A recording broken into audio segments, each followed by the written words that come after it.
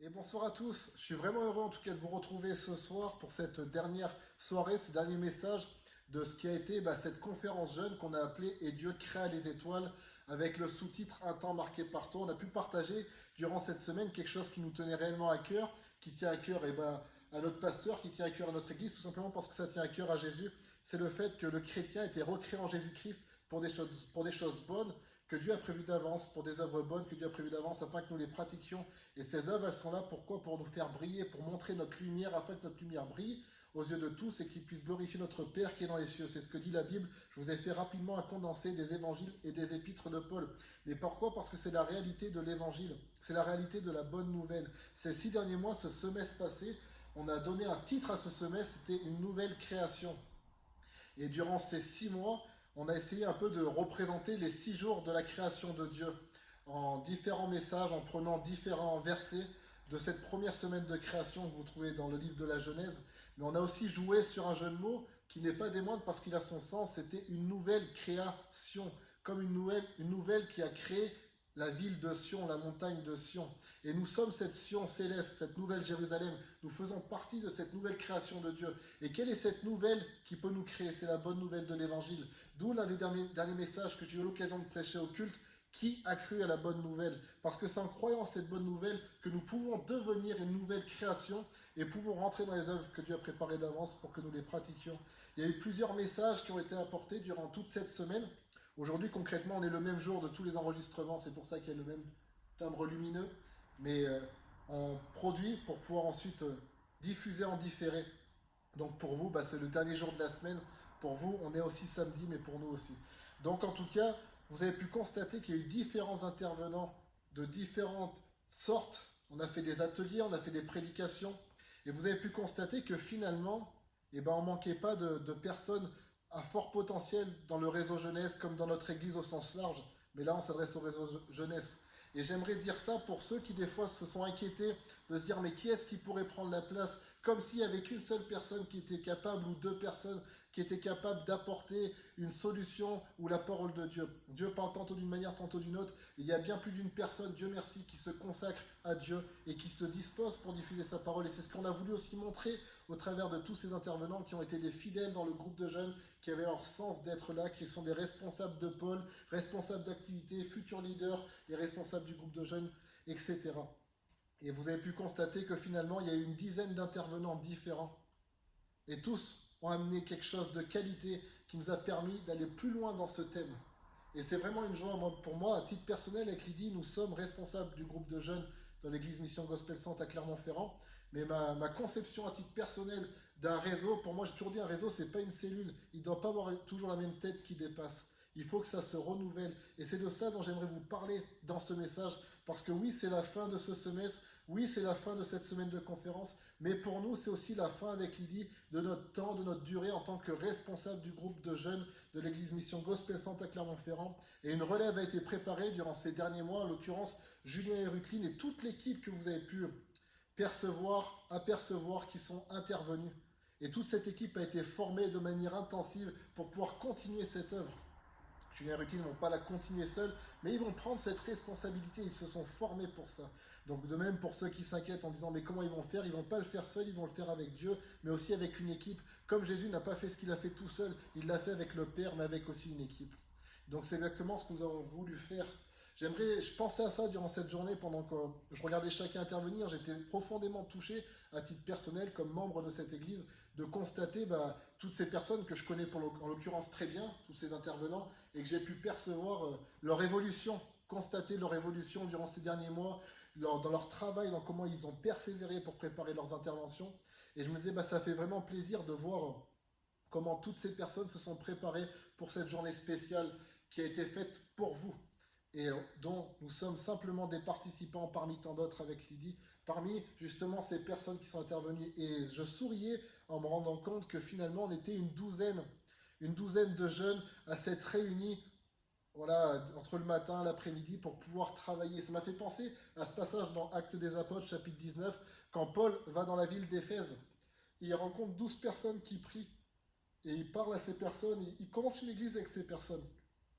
Et c'est dit qu'à la suite de ça, acte 20, Paul, entre acte 19 et acte 20, il y a beaucoup de temps qui est passé et Paul repasse vers Éphèse et c'est plus simplement une cellule de 12 personnes, c'est une église.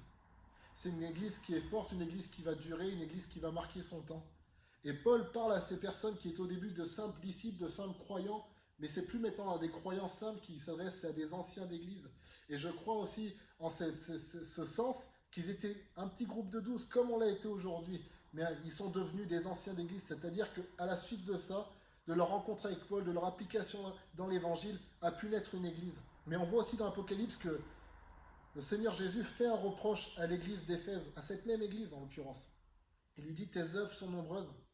Ça c'est sûr, on ne peut pas te le voler, je paraphrase, Apocalypse chapitre 2. Et il dit, mais tu as perdu une chose, j'ai une seule chose contre toi, c'est que tu as perdu ton premier amour. Il lui dit, ranime cette flamme, renouvelle ce vœu, renouvelle cet amour. Et je crois qu'en tout cas, à titre personnel, c'est quelque chose que je crois vrai pour notre église, vrai pour ce groupe de jeunes, vrai pour l'église universelle. Mais moi, je m'adresse à ceux avec qui je suis en contact, c'est-à-dire vous.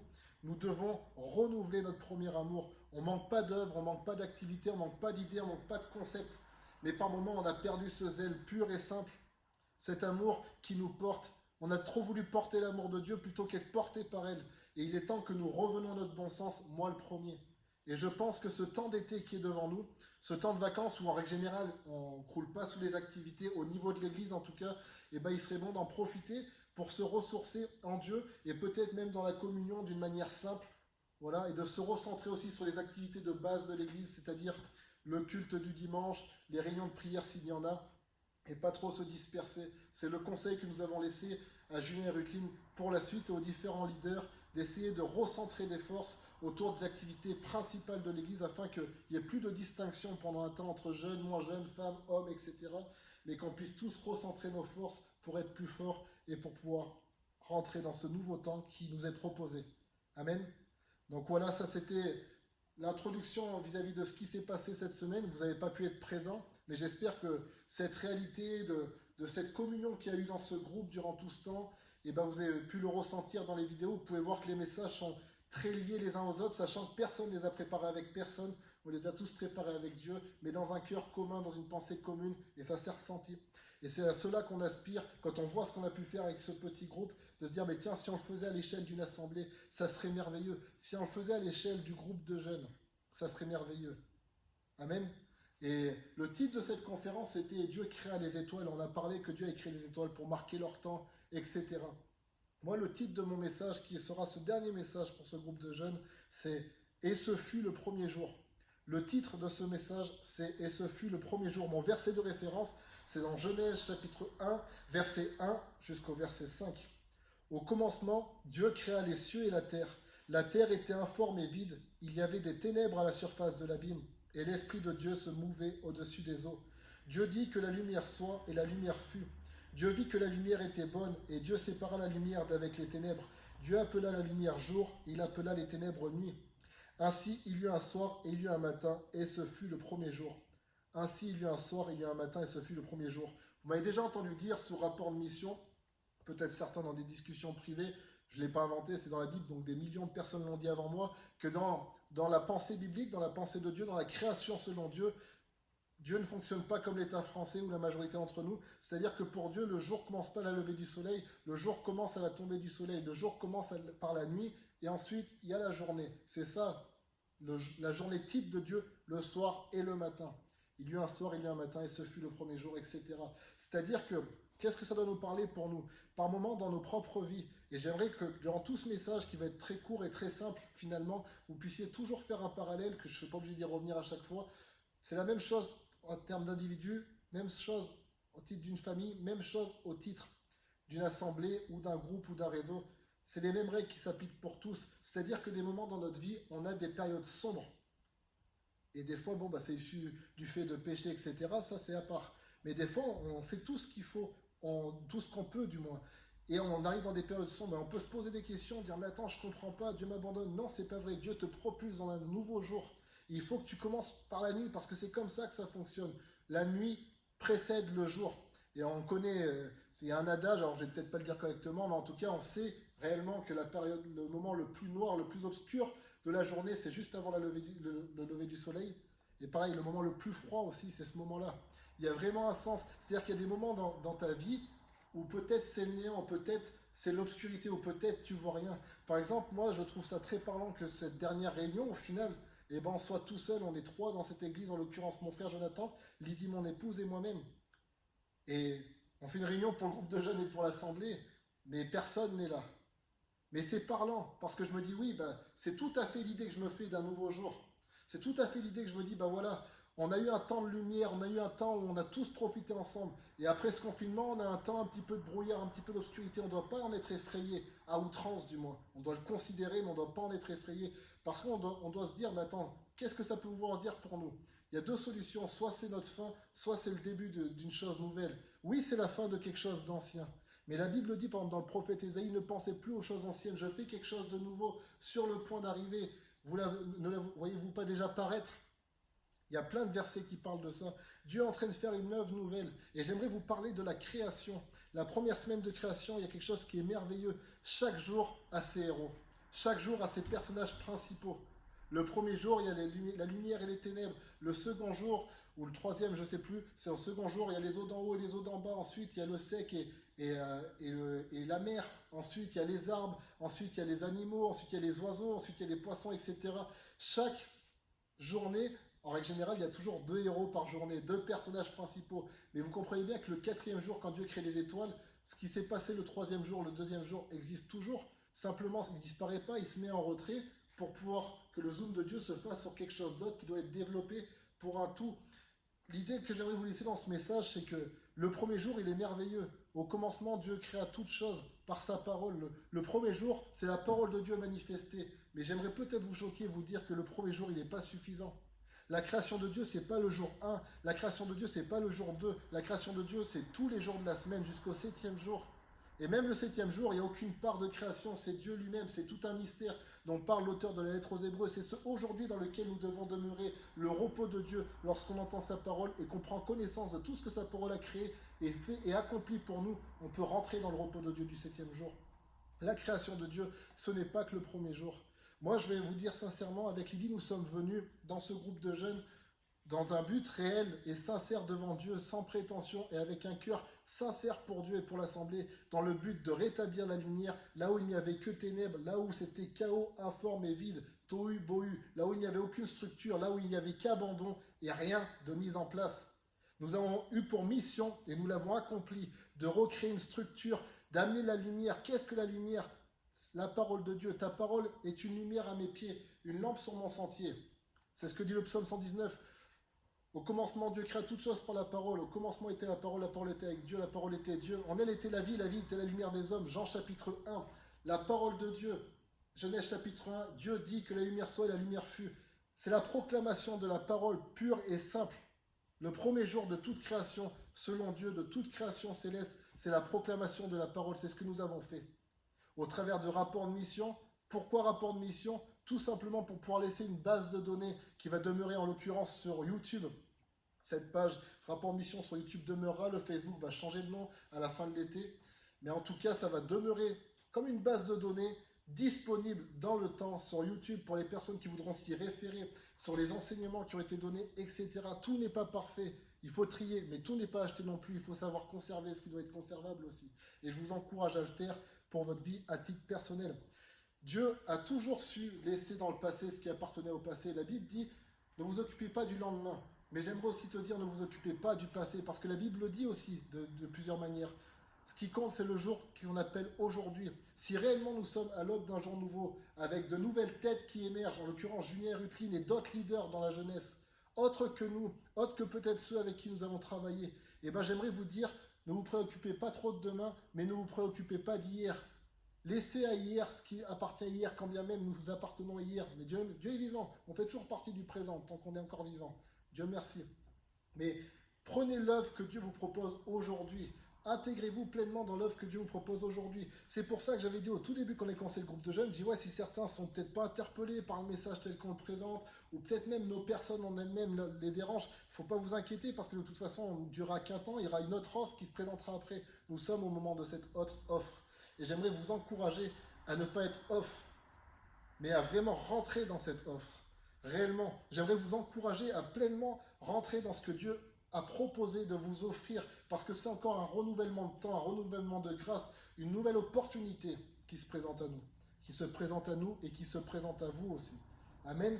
Vous pouvez voir que Dieu s'est organisé. J'aimerais vous laisser un message court, rapide sur l'organisation de Dieu en 3 points très simples sur lorsqu'on finit une œuvre dans notre vie, lorsqu'on finit une étape dans notre vie et lorsqu'on doit aller vers une autre étape, que ce soit au niveau de l'individu, de ta vie personnelle, au niveau de ta vie peut-être communautaire et plus encore.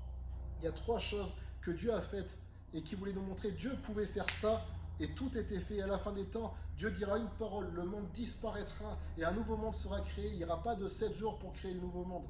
Donc Dieu pouvait le faire. Pourquoi Dieu a pris le temps de séparer, de segmenter son activité? Parce qu'il savait que nous, on ne serait pas capable de tout faire en une fois. Il voulait nous apprendre à nous organiser. Et c'est quelque chose qui manque dans le milieu chrétien, c'est quelque chose qui manque dans notre jeunesse, c'est quelque chose qui manque dans notre leadership, c'est quelque chose qui manque dans nos activités. C'est pour ça qu'on n'excelle pas même dans le domaine séculier, parce que nous ne sommes pas professionnels, nous ne sommes pas organisés. Et nous devons développer ça. C'est bien de danser la polka et de sauter partout. C'est génial. Moi, je suis pour la joie du Seigneur. Mais il y a aussi le travail du Seigneur. L'œuvre du Seigneur aussi demande une organisation, demande de pouvoir être réfléchi sur nos actions. Et j'aimerais vous laisser 3 conseils.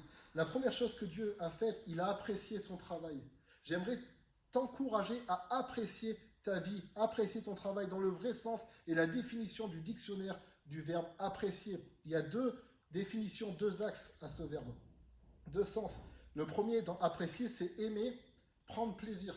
C'est-à-dire qu'il faut que tu apprennes à apprécier ce que tu as fait, à aimer, dire voilà, peut-être que tu n'as pas tout bien fait, c'est sûrement le cas, mais t'inquiète pas, on est tous pareils à ce niveau-là, et Dieu le sait, parce que sa grâce nous suffit, et sa force se manifeste dans nos faiblesses. Dieu n'a pas peur de ta faiblesse, du fait que tu n'aies pas réussi à tout accomplir, il veut juste que tu aies essayé de faire. Donc il faut que tu apprennes à apprécier ce petit commencement, apprécier ces petites choses que tu as su faire, ou ces grandes choses, à les aimer, à en prendre plaisir à ce qui a été fait. Mais la deuxième chose dans apprécier quelque chose, c'est l'évaluer et le juger. Ça aussi, c'est une des définitions du verbe apprécier. On doit savoir prendre plaisir à ce qu'on a fait. Quand Dieu a créé le premier jour, Dieu a fait la lumière, etc. Il vit que c'était bon. Donc Dieu, il a apprécié, il a aimé. Mais il a aussi jugé que c'était pas suffisant. Et voilà pourquoi il y a eu le jour numéro 2. Et encore une fois, il a apprécié, il a vu que c'était bon, mais c'était pas suffisant. Voilà pourquoi le jour numéro 3, etc. 6e jour, Dieu vit que c'était très bon.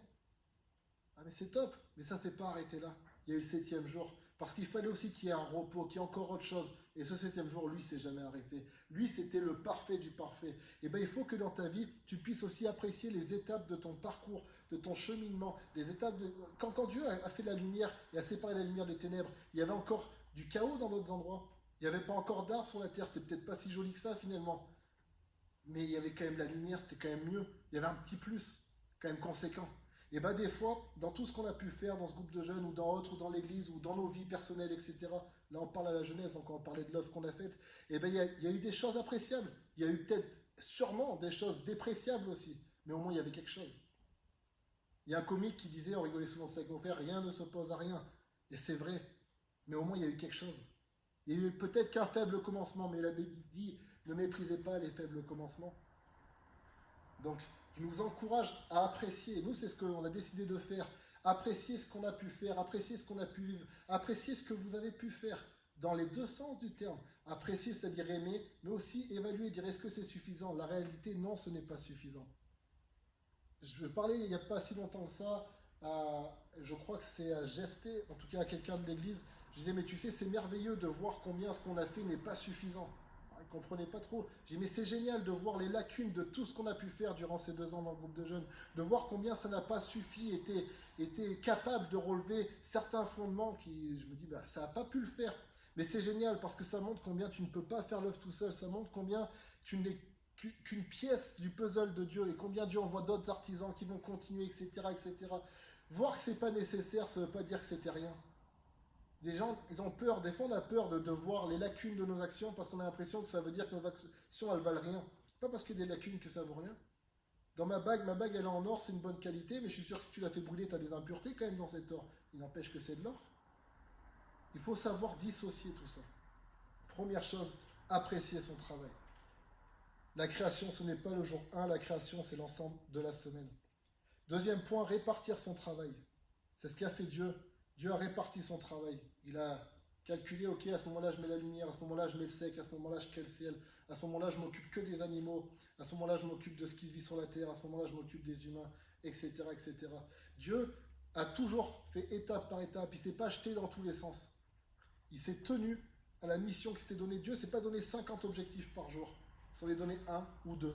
Chaque jour, un ou deux. Et il s'y est tenu. Il a accompli. Et tu dois faire pareil dans les périodes de ta vie. Tu dois pouvoir te mettre des objectifs à court terme, moyen et long terme.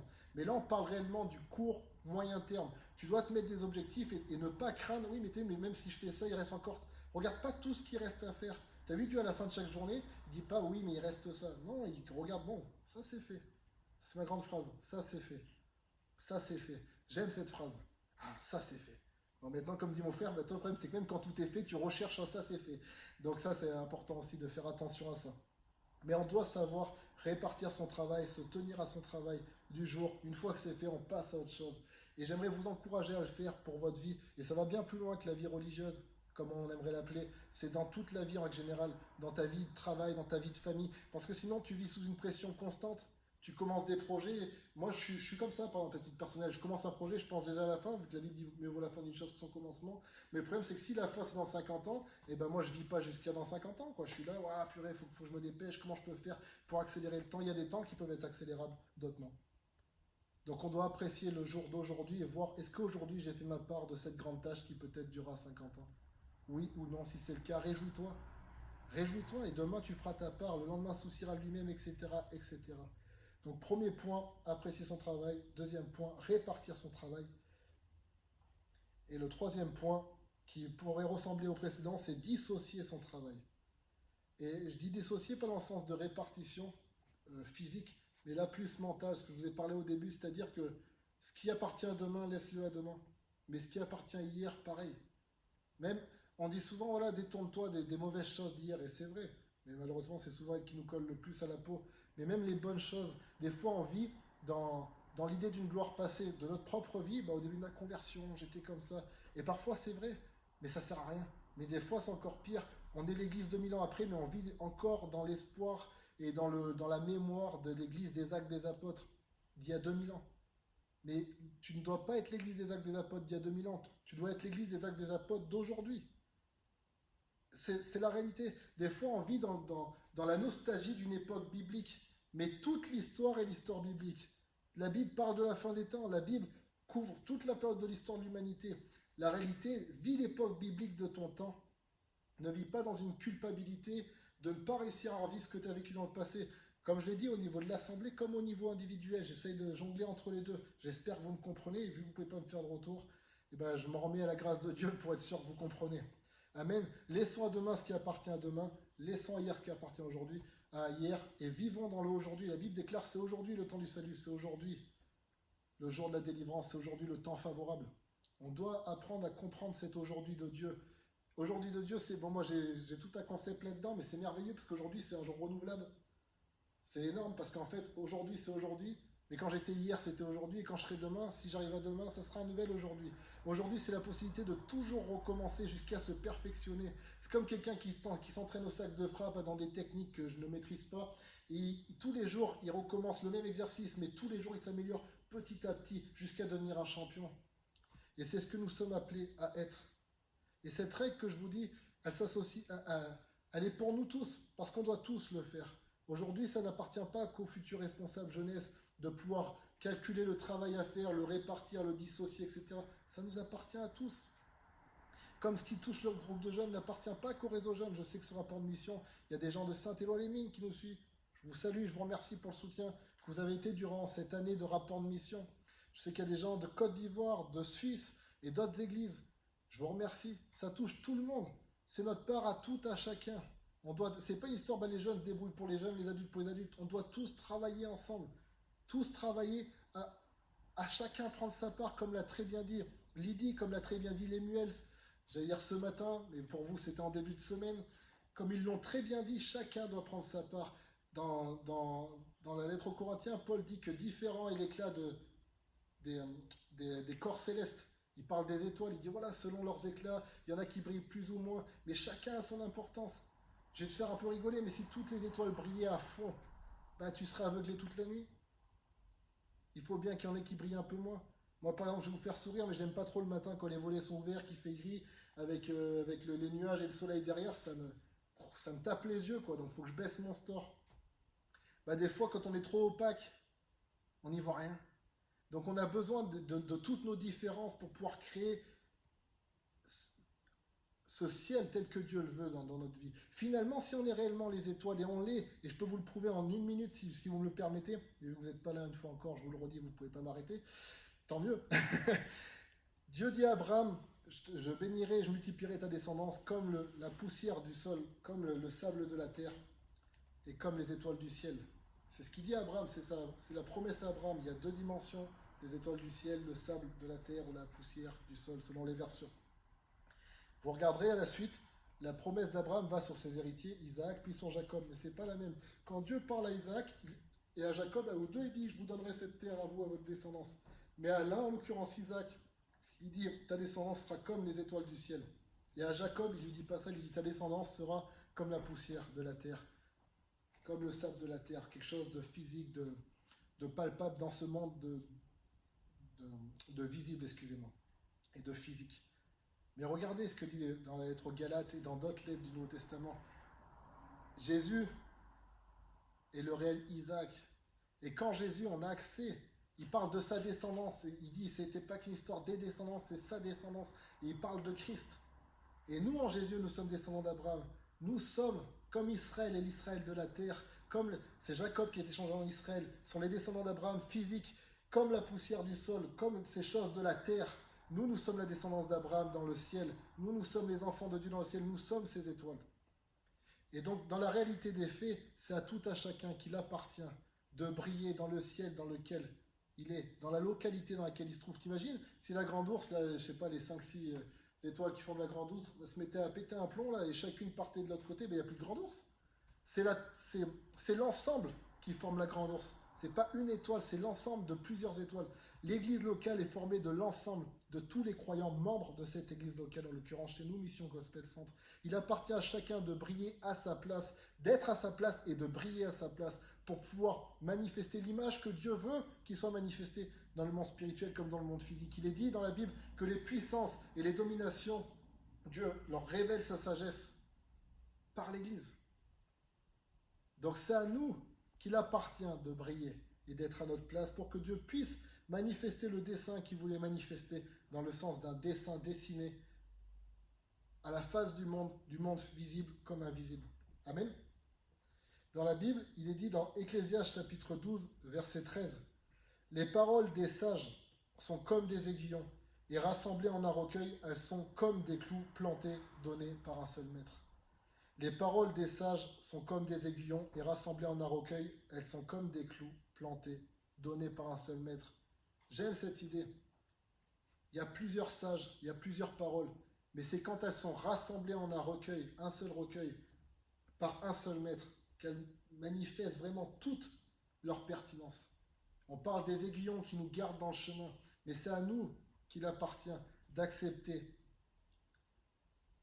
de faire un recueil des ministères, des services qui sont proposés au milieu de nous. Un exemple concret, aujourd'hui nous avons servi dans la jeunesse à la suite de Daniel et de Jonan.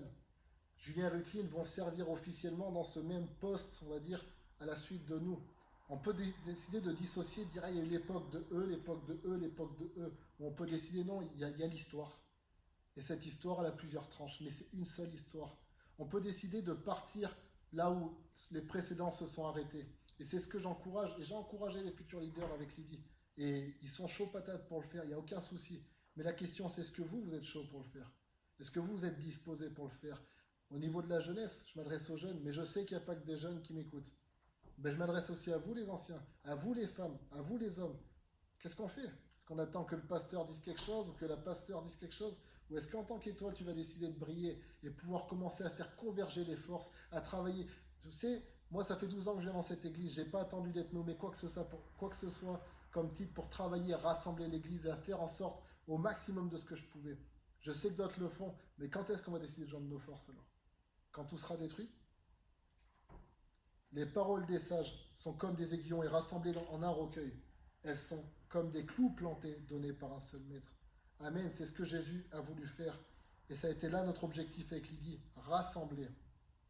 Rassembler à Saint-Éloi-les-Mines avec Clermont-Ferrand. Essayer de briser cette distance. Rassembler entre les jeunes et les anciens. Essayer de briser cette incompréhension. Est-ce qu'on a réussi? Sûrement que non, mais on a essayé. Qui veut continuer? Qui viendra pour continuer? Qui viendra pour travailler là-dedans? Parce que ce n'est pas le travail que d'un seul homme. C'est le travail d'un corps tout entier dont nous sommes tous membres. Et ce fut le premier jour. Voilà pourquoi c'est le titre d'un message qui en soi, vous pouvez constater, c'est plus une discussion qu'un message. C'est pas une histoire de point 1, point 2, point 3, on en a fait plein, il y a 200 vidéos sur rapport de mission, si vous voulez des messages. Et si vous allez dans les favoris, vous avez aussi des liens pour d'autres pages avec des messages. On ne manque pas de messages aujourd'hui, on manque d'application, de compréhension et même d'intelligence. J'aimerais que nous soyons un peuple intelligent, et moi le premier, que nous puissions agir avec intelligence et travailler à cette suite. Parce que le premier jour, il peut être si magnifique ou pas. Il n'empêche que ce n'est pas lui qui définit tout le reste. C'est qu'est-ce qui va se passer le deuxième jour maintenant. Si le premier jour est réellement fini, et j'aimerais vous le dire, c'est certain, il est fini. En tout cas, à ce niveau-là, il est fini, ça c'est certain. Mais qu'est-ce qui va en être du deuxième jour? Qui sera là demain pour travailler à ce deuxième jour? Au niveau de l'Église, au niveau de ce groupe, mais aussi au niveau de votre vie. On est les premiers ouvriers de notre vie. La création, c'est la création de Dieu, même si oui, Dieu lève différents, j'appelle ça les héros du jour, voilà, différentes têtes d'affiche selon les journées, il n'empêche que l'acteur principal, toujours présent dans tout ce processus de création, ben c'est Dieu, parce que c'est sa création et il est son créateur. Mais j'aimerais dire une chose, c'est ta vie. Assure-toi d'être artisan de ta vie.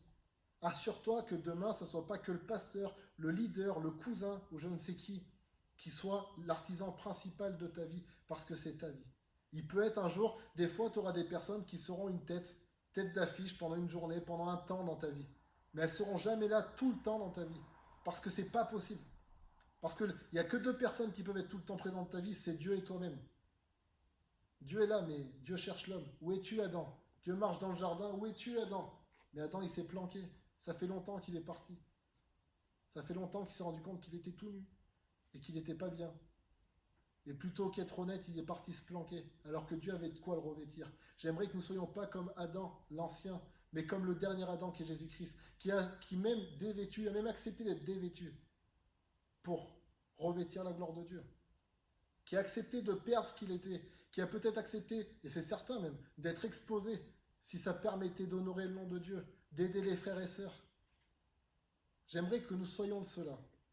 Et je crois que Dieu aimerait que nous soyons de cela. Parce que vous savez, jusqu'ici, en termes de communauté, nous ne l'avons pas été. Peut-être que les individus, moi je ne connais pas tout le monde, je peux que regarder ma vie, mais heureusement vous n'êtes pas tous comme moi, je suis content pour vous, c'est une bonne chose. Mais en termes de communauté, en termes de groupe de jeunes dont nous avons été responsables, donc j'en prends la charge de ce que je dis, nous n'avons pas su l'être. Nous n'avons pas su, en tant que groupe, honorer Dieu. Nous n'avons pas su porter le nom de Dieu. Dès que ça a été un peu compliqué, peut-être que beaucoup de gens étaient la mauvaise terre avec des mauvaises herbes. Dès que ça a chauffé, pan, tout le monde est parti, quoi. Tout le monde a arrêté. Ah non, moi je préfère le petit copain, moi je préfère ceci, cela. Mais il est question de ta vie. Ce sur quoi Dieu nous demandera des comptes, c'est ce que vous leur avez dit. Oui, Seigneur, on a même des preuves tangibles. Clique sur YouTube. Il dit, ok. Est-ce que vous avez insisté en toute occasion, favorable ou non? Oui. Est-ce que vous avez fait de votre mieux? Oui. Est-ce que vous avez loupé? Oui. Est-ce que vous avez reconnu? Oui. Maintenant, il va se tourner vers toi, mais toi, qu'est-ce que tu en as fait? Qu'est-ce que tu as fait de ces choses-là? Et je ne dis pas ça pour créer une pression. Il n'y a pas de condamnation pour ceux qui sont en Christ. Pourquoi? Parce que ceux qui sont en Christ connaissent le pouvoir de la repentance et l'exercent. Mais qui se repent aujourd'hui? Encore une fois, qui a cru la bonne nouvelle que nous vous annonçons? Pour se repentir, revenir, agir. Je vois plus de gens se disperser que de gens se réunir. Je vois plus de gens s'émécher les uns les autres que s'assembler les uns les autres. Le faire aiguise le faire, mais les gens ne s'aiguisent pas les uns les autres, ils se coupent les uns les autres, ils se mutilent les uns les autres, ils se critiquent les uns les autres, ils se méprisent les uns les autres. C'est ça l'Église de Christ. Et ce fut le premier jour. Ok, il y a eu du bon, il y a eu du mauvais. Le premier jour, Dieu n'a pas détruit les ténèbres, il a séparé la lumière des ténèbres. Les ténèbres existaient toujours. Donc même cette partie peut-être de ténèbres que je te décris, je t'ai parlé de la partie lumineuse avant, du travail fait, de la possibilité de faire, etc. Dieu a bien mis le distinguo. La parole de Dieu a été annoncée clairement, on ne vous a rien caché. Et ça, je le dis, c'est un message, mais c'est un discours aussi, comme l'a fait Paul, comme l'ont fait tous ceux bien plus grands que nous. Si les plus grands l'ont fait, les plus petits doivent le faire. Ça, c'est une évidence. Leur souci, à chaque fois qu'ils terminaient quelque part, c'était est-ce qu'on a abusé de quelqu'un? Si c'est le cas, alors on s'en repentira. Est-ce qu'on a pris l'argent de quelqu'un? J'aimerais vous dire une chose, de personne on a servi à nos propres frais à 100%, à la moindre chips. On n'a rien pris à personne. Est-ce qu'on a donné? On a tout donné. Mais la question est, qui a donné et qui n'a pas donné? Moi, j'aimerais vous poser la question maintenant, qui a reçu? Qu'est-ce que tu as reçu? Parce que je te garantis, comme je dis à mon frère, le magasin est vide, il n'y a plus de stock. Tout a été vidé. Tout a été mis sur la table. Mais est-ce que ça a été mangé ou est-ce que ça a été moisi? Parce que personne ne l'a mangé, ça a desséché. Ça, c'est la réelle question que j'aimerais vous poser. Et sincèrement, en vue de beaucoup de choses, j'ai vraiment ma réponse. Mais la question c'est, est-ce que toi tu l'as la réponse? Est-ce que tu es conscient de cette réalité? Et si tu dis non mais moi ça va, moi j'ai mangé, mais est-ce que tu as donné manger à ton frère à côté? Est-ce que tu allais dire, allez, oh, fortifie-toi dans le Seigneur, allez on y va là, Dieu nous offre quelque chose? Parce que c'est pas qu'une question de toi, c'est une question de la communauté. Et voilà, c'est à cela que j'aimerais vous encourager. J'aimerais vous lire juste un passage dans Hébreux chapitre 13, verset 17.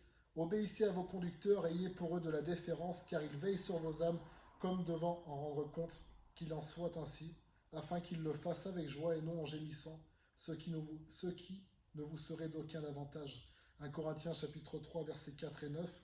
Quand l'un dit, moi je suis de Paul, et un autre, moi d'Apollos, n'êtes-vous pas des hommes? Qu'est-ce donc qu'Apollos et qu'est-ce que Paul? Des serviteurs par le moyen desquels vous avez cru, selon que le Seigneur l'a donné à chacun. J'ai planté, Apollos a arrosé, mais Dieu a fait croître, en sorte que ce n'est pas celui qui plante qui est quelque chose, ni celui qui arrose, mais Dieu qui fait croître. Celui qui plante et celui qui arrose sont égaux. Chacun recevra sa propre récompense selon son propre travail, car nous sommes ouvriers avec Dieu. Vous êtes le champ de Dieu, l'édifice de Dieu. Amen. Il y a des passages qui disent vous êtes le champ de Dieu, chacun pour sa part. Et bien j'aimerais aujourd'hui qu'on ne soit pas là-dedans. Moi je suis de telle époque du groupe de jeunes. Moi je suis de l'époque Daniel Ludenen. Moi je suis de l'époque de Fabien et Lydie. Ah, moi je suis de l'époque de Julien Reclin. Moi je suis de l'époque de personne. Je suis de l'époque de... Voilà, donc on oublie tout ça. J'aimerais vraiment qu'on travaille tous ensemble. Et vous encourager en tout cas à le faire. Et tant qu'on demeurera ici, on vous encouragera à le faire. Et on a même fait en sorte que le jour où on ne demeurera plus ici, et ben vous ayez encore des vidéos de témoins, vous nous voyez dans cette salle vous dire ces mêmes choses comme tout de suite. Amen. Je félicite à titre personnel Julien et Rutlin pour leur travail, pour tout ce qu'ils ont fait. Je veux vraiment que ça reste enregistré parce qu'ils ont travaillé pour être prêts pour cette transition et même cette transmission. Ils se sont donnés dans des périodes pas évidentes et ils ont redoré le blason comme on dit. Et on les félicite. On vous invite à tous à travailler ensemble. On félicite tous les leaders jeunesse maintenant. On passe le cap de référent, on dit leader jeunesse. Voilà toute cette équipe qu'on avait appelée la caverne d'Adoulam et qui a travaillé avec nous tous ceux que vous avez vu prêcher ici, qui ont travaillé avec nous pour essayer d'améliorer au maximum et fournir un travail de qualité. On félicite Lemuel aussi qui s'est beaucoup investi. On remercie toutes les personnes. Je remercie mon frère Jonathan qui a été très présent pour nous aider. Je remercie Pascal qui a beaucoup soutenu et toute l'église, le pasteur Pierre, la pasteur Simone et toutes les assemblées qui leur sont échues, le pasteur Mardoché et tous ceux qui nous ont soutenus. Et vraiment, je remercie Dieu parce qu'on a accompli ce qu'on devait accomplir. Aujourd'hui, comme je dis, s'arrête la parole des mignards. Mais demain commence la parole de quelqu'un d'autre. Et bien j'aimerais que vous soyez de ce demain. Vraiment. On prie pour vous, priez pour nous, que le Seigneur vous bénisse abondamment. Et n'oubliez pas, l'œuvre de Dieu, elle est répartie en parties. Et bien que votre vie soit de même. Je vous ai fait peut-être 2 messages en un, mais qu'importe, c'était la fin. Il fallait finir en beauté. J'en ai peut-être donné plus. Soyez bénis, je vais prier et on vous libère et que Dieu vous bénisse. Seigneur, merci pour ta grâce. Merci Seigneur parce que dans la création, tu as choisi Seigneur de répartir les activités, répartir les forces. Et pour cela Seigneur, tu as fait intervenir différentes choses comme des personnages principaux plus visibles. Tu as mis l'accent, tu as mis un zoom sur certains éléments au jour 1, au jour 2, au jour 3, qui étaient différents. Seigneur, merci parce que le zoom part de nous et va sur d'autres. Et franchement, on est heureux. Nous-mêmes, on braque ce zoom vers eux. Seigneur, au nom de Jésus-Christ, pour que l'œuvre que tu as mis en eux, la capacité que tu as mis en eux, soit utile pour tous, Seigneur. Parce que ce que nous voulons, c'est la gloire de ton nom. La gloire de ton nom et la venue de ton règne, Seigneur Jésus-Christ. Et Seigneur Jésus, c'est toi le seul maître, la seule tête, Seigneur. Et quand nos têtes s'élèvent trop, j'ai plaisir à croire que tu fais en sorte qu'elles qu'elles redescendent et qu'elles se remettent au diapason des autres, afin que le seul qui soit élevé au milieu de nous, c'est toi, Seigneur Jésus. Merci parce que tu élèves des hommes en des temps particuliers, pour des causes particulières, afin de tirer profit même de leur utilité, parce qu'ils veulent te servir. Mais au moment où maintenant l'utilité doit être autre, tu prends d'autres personnes et c'est ce qui est bon, Seigneur. Et tu es bon, nous sommes des serviteurs inutiles, Seigneur. Et c'est un plaisir d'être des serviteurs de Dieu, même inutilement, parce que nous restons serviteurs de Dieu. Et nous te remercions, nous bénissons l'Église, Mission Gospel Centre, nous bénissons le groupe de jeunes, nous bénissons nos pasteurs, nous bénissons les leaders, nous bénissons les membres. Et Seigneur, merci pour ta grâce. Pose ta main sur la suite et dispose les cœurs, Seigneur, au nom de Jésus-Christ. Amen et amen. Soyez bénis, c'est un plaisir de demeurer avec vous durant tous ces temps. Et on saura bien croiser le fer les uns avec les autres. On aura grandi à votre contact. On espère que vous avez grandi au nôtre. Et ma foi, le jour dernier révélera l'œuvre de chacun. Avant ça, on ne juge pas avant l'heure. Soyez bénis. À bientôt pour d'autres aventures.